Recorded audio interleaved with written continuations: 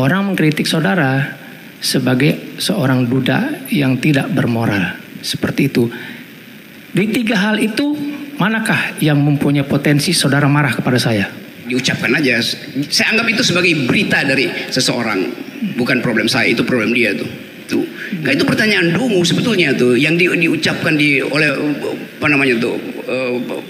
Mereka yang mengkritik saya. Kalau kita mengkritik seorang publik ya, pejabat itu katakanlah, apa yang patut dikritik dari orang itu? Tapi kemudian kalau argumen ya mulai mempersoalkan tuh, Anda karena jomblo kan, karena. Nah sekarang dia ucapin itu, artinya dia salah minum jamu. Dia mestinya minum jamu tolak dungu. Kan? Saudara ahli, ada beberapa hal yang ingin saya tanyakan. Tadi begitu saudara masuk, diperkenalkan oleh penasihat hukum, saudara dibilang sebagai ahli untuk bidang kebebasan berekspresi, begitu ya? Ya, kebebasan berekspresi, kebebasan berdemokrasi atau mengeluarkan pendapat ya. Kalau di kebiasaan di pengadilan itu kita bicara disiplin ilmu, ya. Orang datang sini sebagai ahli, ada ahli ilmu kedokteran, kehakiman, ahli hukum pidana, ahli politik, ahli ekonomi dan seperti itulah. Nah, saya ingin tanya, disiplin ilmu saudara itu apa? Yang saudara tekuni berkenaan dengan pendapat saudara saat ini.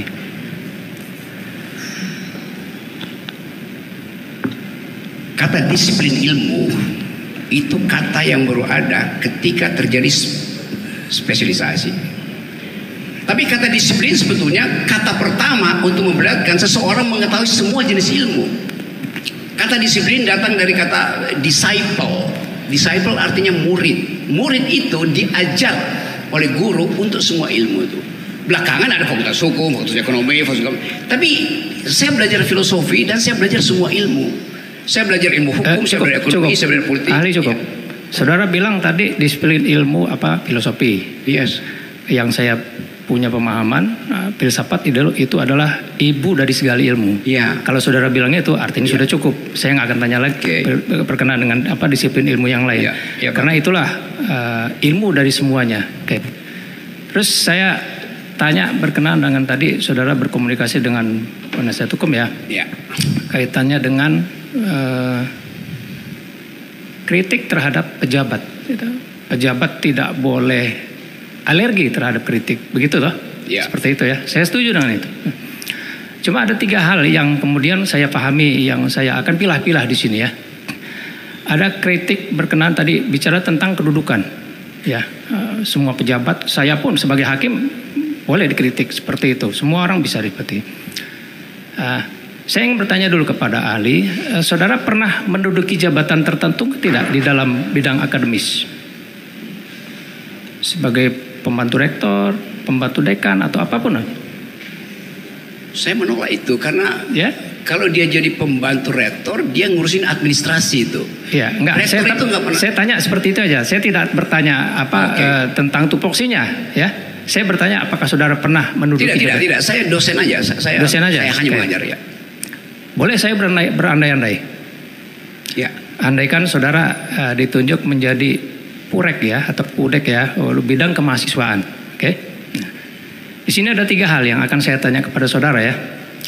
Pertama, ada yang orang mengkritik tentang kedudukan saudara sebagai purek gitu, pembantu rektor misalnya bidang kemahasiswaan. Dia kritik saudara berkenaan dengan ketidakmampuan saudara, tidak cocok lah di bidang itu. Saudara tidak dekat misalnya dengan mahasiswa. Itu yang pertama. Terus yang kedua, saudara juga sebagai dosen, ya. Orang mengkritik kinerja saudara berkenaan dengan pengajaran saudara di kampus. Nah, terus yang ketiga, saya mohon maaf sebelumnya ya. Orang mengkritik saudara saya lihat tadi di KTP-nya belum kawin. Yes. Orang mengkritik saudara sebagai seorang duda yang tidak bermoral. Seperti itu. Di tiga hal itu, manakah yang mempunyai potensi saudara marah kepada saya? Itu aja pertanyaan saya. Tadi yang ketiga apa? Yang tidak bermoral, tolong Pak Hakim. Seorang duda yang tidak bermoral. Duda yang tidak bermoral. ya. Duda. Duda yang tidak bermoral. 3 hal itu manakah yang punya potensi saudara marah pada saya dan saudara melaporkan saya? Saya nggak akan marah karena saya anggap dalam pertanyaan itu nggak ada poin tuh. Duda yang tidak bermoral. Memang ada duda yang bermoral berarti lalu saya mesti buktikan dulu bahwa saya duda, lalu buktikan saya bermoral. Jadi saya tidak akan melayani itu karena saya anggap itu adalah ya semacam satu argumentum ad hominem itu aja. Kan jadi buat saya nggak ada poin di situ. Saya anggap ya diucapkan aja. Saya anggap itu sebagai berita dari seseorang, bukan problem saya, itu problem dia tuh.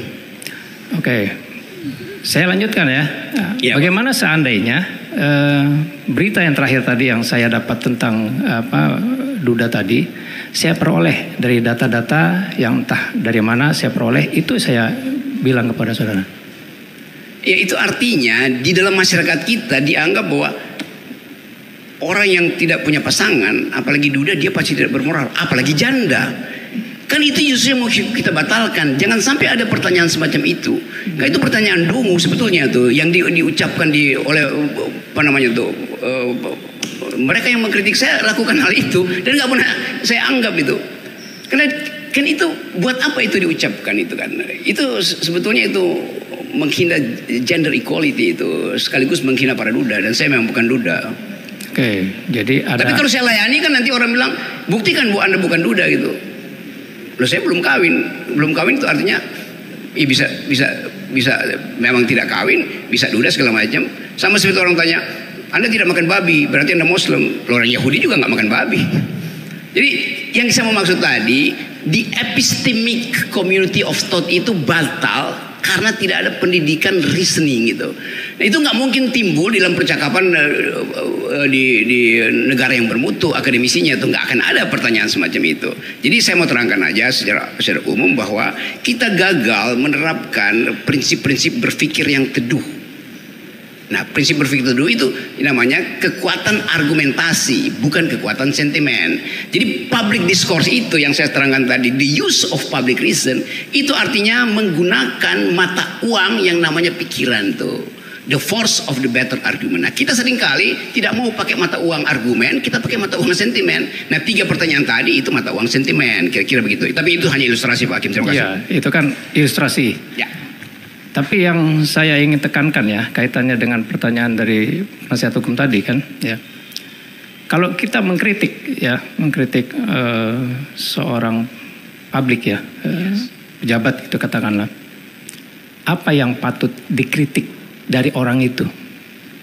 Semua public figure itu bukan cuma pejabat, selebritis juga public figure, dan selebritis juga kelihatannya begitu, kok masuk dalam wilayah privat. Loh Anda begitu jadi selebritis, Anda tidak punya lagi wilayah privat. Anda memperoleh keuntungan puja-puji dari publik karena Anda public figure. Demikian juga public officer gitu, public servant. Kan dia dapat semua keistimewaan tuh. Kalau di jalan tol dia oleh para pengawal, dia udah dapat kemewahan di situ kan. Privacy dia harusnya tidak boleh didalilkan kembali karena dia udah dapat semua kemanfaatan publik. Jadi kalau saya kritik pejabat publik, saya kritik hasil dari kedudukan dia sebagai pejabat publik itu. Saya nggak kritik dia duda atau dia janda atau di segala macam, enggak. Saya kritik yang Anda lakukan itu comply nggak dengan konstitusi. Yang Anda lakukan itu termasuk dalam the use of public reason apa bukan. Jadi itu sebetulnya di situ nggak ada perasaan bagi saya. Satu-satunya hal yang saya ucapkan, yuk mari kita berargumen itu. Tapi kemudian kalau argumen ya mulai mempersoalkan tuh Anda karena jomblo kan, karena saya kasih contoh misalnya bagaimana supaya lengkap di sini. Saya dikritik karena menghina presiden oleh seorang profesor ekonomi UI namanya Renald Kasali. Saya ucapin di sini ya supaya dicatat. Kata si Renald Kasali, Rocky Gerung itu kasar ucapannya karena jarang bercinta itu. Bayangin coba. Datang dari seorang profesor UI itu yang figur publik, dia di figur publik karena dia endorser jamu namanya jamu tolak angin tuh. Nah sekarang dia ucapin itu, artinya dia salah minum jamu. Dia mestinya minum jamu tolak dungu. Kan begitu dasarnya kan. Bagaimana dari seorang profesor datang kausalitas? Karena Anda jomblo, maka mulut Anda kasar gitu kan. Jadi silakan saudara Kasali, ganti iklanmu itu. Saya minum jamu tolak dungu karena saya masih dungu. Bukan mesti begitu kan. Ini saya kasih kritik aja nih, saya nggak ada urusan personal dengan dia, tapi cara dia berpikir itu menunjukkan bahwa dia nggak paham apa nih disebut the use of public reason. Oke. Karena tadi ada juga komunikasi Anda dengan penasihat hukum berkenaan dengan kritik yang sifatnya personal itu yang tidak bisa dilakukan. Ya. Betul ya? Oke. Berarti kalau tadi yang digarisbawahi di pernyataan saudara tadi, artinya kalau kritik berkenaan dengan kinerja itu adalah hal yang memang seharusnya dilakukan. Iya betul. Betul begitu ya? Ya, itu bahkan kedudukannya imperatif, wajib hukumnya itu mengkritik. Kenapa? Karena kebijakan publik itu akan menyentuh kepentingan publik itu. Ya, terima kasih Pak Hakim. Ya, baik. Sudah tidak ada ya Pak untuk yang sudah cukup kayaknya sudah dari kami. Baik, terima kasih sudah bisa memberikan pengetahuannya di sini ya di persidangan. Ya, silakan saudara bisa